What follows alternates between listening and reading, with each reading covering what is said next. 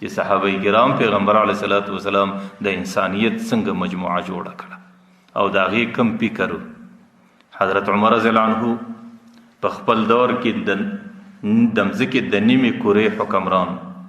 او غالبا په دې عصر کې د پر 22 لکه مربع میل مځکه باندې حکومت،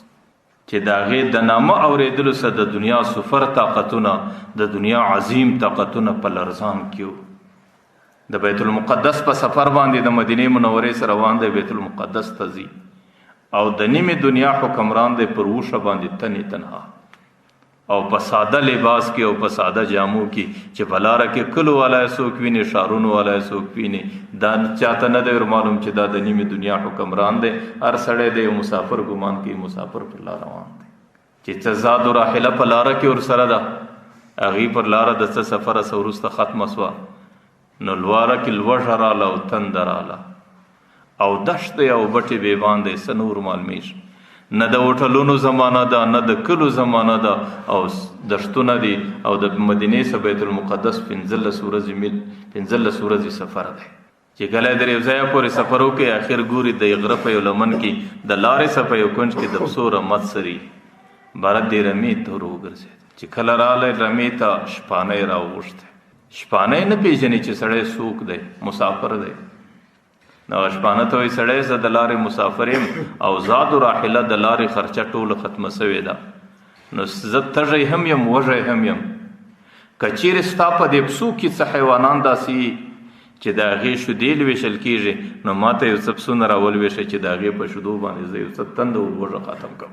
هغه شپانه ورته وایي صاحب ته مسافر یې، د مسافر پر موږ باندې حق دی،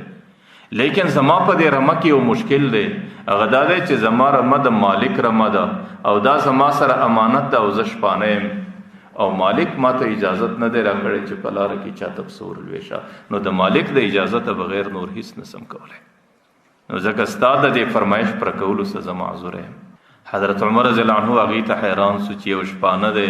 او د ځنګله او د دشت فضا ده او څوک نسته، لیکن شپانه د خپل مالک د حکم دومره اطاعت، هغې د انسانیت مربي دی او تربیت هم کوي. نو حضرت عمر رضی الله عنه باره د دې شپانه لږ امتحان اخلي،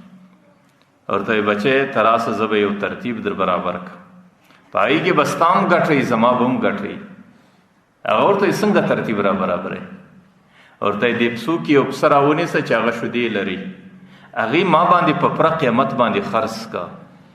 زه به د هغې قیمت تا ته درکړم، تا ته به ګټه دی چې قیمت به په لاس راس درس، او زه به پر دې لاره باندې ولاړ سم، در کومه وخته چې شیدې کوي په شیدو به ګزاره کوم، او چې کله شیدې ختم سي هغه به ذبحه کړم، د هغې په غوښو به درې ځایه ځان ورسم، او چې کله ته ماښام ورلې نو مالک ته به ووایه چې ځنګل دی د لیوانو د چرموشانو مځکه ده او د هغې وطن دی او پر پسو باندې حملې راځي، زما څه فلانکی پسه چرموش او لیوه پورته کړي. نو مالک ته به هم خبره برابره سي او ستا به هم په دې کې نفع راسي او زما ته به هم اساني جوړه سي. هغه شپانه داسې ورته ګوري باره د خولې څه یو چیغه وختولی، ورته یا هذا فعین الله، سړی شپانه ته خو به جواب ورکم، خپل رب ته به څنګه جواب ورکم؟ ورته شپانه خو د دنیا مسله، د دنیا کې هغې در خپل ځان تېرولی سم، لیکن سبا چې کله د قیامت په میدان کې د الله تعالی په حضور کې پیسم، الله تعالی مې په دې ځنګله کې ویني، الله تعالی مې په کور کې ویني، الله تعالی مې په ظاهر باندې عالم دی، الله تعالی مې په باطن باندې خبر دی، سبا به د قیامت په میدان کې خپل رب ته څه جواب ورکوم؟ حضرت عمر رضی الله عنه چې کله هغه سړي ته وکتل،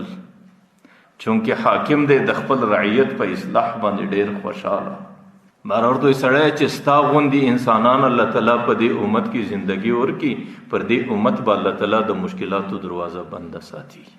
چې ستا غوندې امانتداري او ستا غوندې دیانتداري د دې امت په انسانانو کې او د هغې په هر ځای کې مرګ په یاد دی، د الله تعالی حضور ته پیښېدل او د الله تعالی په حضور کې جواب پیښول، چې د کم امت د انسانانو په دماغو کې دی، الله تعالی به پر دې امت باندې فلاح او کامیابي همیشه راولي. تاسو ګورئ یو طرف ته د ځنګله توره شپه ده،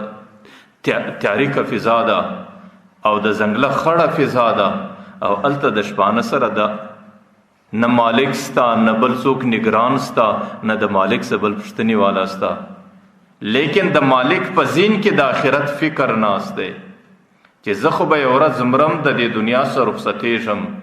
او په قبر کې به زندگی را باندې تیریږي او د قیامت په میدان کې به د الله تعالی په حضور کې پیښیږم، بیا به زه د الله تعالی په حضور کې د دې خپلو کړنو جواب څنګه پیښوم؟ نو چې کله دغه فکر د انسانانو په دماغ کې راسي، بیا د ځنګله په تنهایی کې او د ځنګله په خړه فضا کې او د ځنګله په یوازیوالي کې انسان د ګناه فکر نشي کولی او د ګناه جرأت نشي کولی او ګناه ته ځان ورنږدې کولی نشي.